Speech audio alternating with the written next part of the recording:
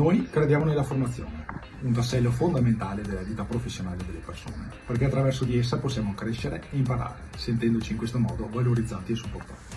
Non c'è dubbio sul fatto che una formazione strutturata e messa in campo da professionisti sia sempre preferibile. Tuttavia, non è sempre facile coniugare la formazione sia in campo sia in aula con le attività quotidiane che incalzano. Tenuto conto di un periodo dove risulta difficile trovare risorse qualificate in manutenzione, uno strumento valido di supporto e di crescita può essere la cosiddetta formazione on the job. Assieme ai colleghi manutentori più esperti dobbiamo accompagnare e mettere nelle giuste condizioni i manutentori junior nel recepire il giusto approccio ad un atto manutentivo specifico per arrivare progressivamente ad un buon livello di conoscenza e coscienza.